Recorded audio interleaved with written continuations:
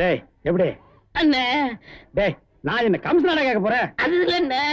டேய் என்னடா டேண்டா சின்ன பசங்க தெரியா இருக்குடா. டேய் டேய் இந்த எட்டி பாக்குற வேலையில வச்சுக்காத. எங்களுக்குள்ள கொஞ்சம் கூட குறை இருக்கும், அதை நாங்களே அட்ஜஸ்ட் பண்ணிக்குவோம். என்ன வாயா வா. சார் அந்த பையன் என்னோட சர்வெண்ட். அப்படியா? நான் எது வாங்கினாலும் அவனோட ஜாஸ்தியா தான் வாங்குறது. இருக்காதா? அவனை விட எனக்கு கம்மியா கொடுத்தீங்கன்னு வைங்க, அது எனக்கு மரியாதை குறைவு. அப்புறம் நான் வெளியில தலை காட்ட முடியாது. உனக்கு கூட்டியே கொடுக்குறேன். வா.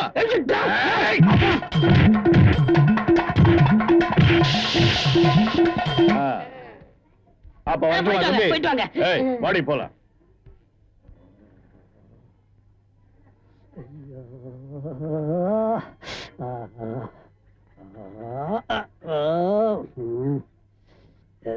ஏண்டா சொல்ல அண்ணே?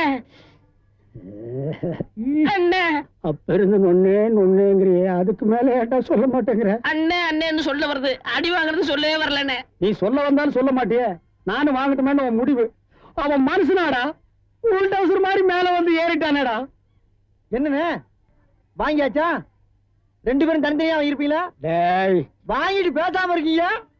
டேய் அது என்ன, நான் ஒரு மனுஷன் இருக்கல, என்ன மறந்துடுறதா? உட்கார்றா. வாங்கினால ஆளுக்கு பாதி பாதியா கொடுத்துருங்க, இல்ல நான் மனுஷனா இருக்க மாட்டேன். ஆமா டேய் ஒரு முறைன்னு ஒண்ணு இருக்கா இல்லையா? அப்புறம் எனக்கு பிசினஸ் சாக்குறீங்க. அதானே பிரிச்சு தான் கொடுக்க போறேன். அண்ணே டேய் குடுறா உன் பங்க. இது வாங்கணும், இது வாங்கணும். பிரிச்சா கேக்குற படுவா. உரிச்ச வாங்கி அண்ணே பாடுவா ராஸ்கல். இனிமே இந்த பக்கம் வந்த அழுவாதப்பா, அழுவாது.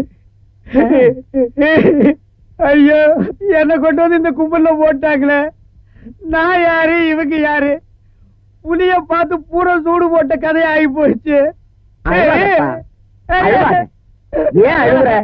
நமக்கெல்லாம் மறுவாழ்வு கொடுக்கத்தானே அரசாங்கம் நம்மள எங்க கொண்டு வந்து வச்சு அடைச்சிருக்காங்க. கவலைப்படாது. டேய் என்ன தொடாதடா. என்ன தொடாத? நீயும் அதான் நானும் அதான். என்ன தொடாத? டேய் நீ வேணா தான் இருக்கலாம், நான் அது இல்லடா. அப்புறம் எது? நான் சும்மா டூப்ளிகேட்ரா.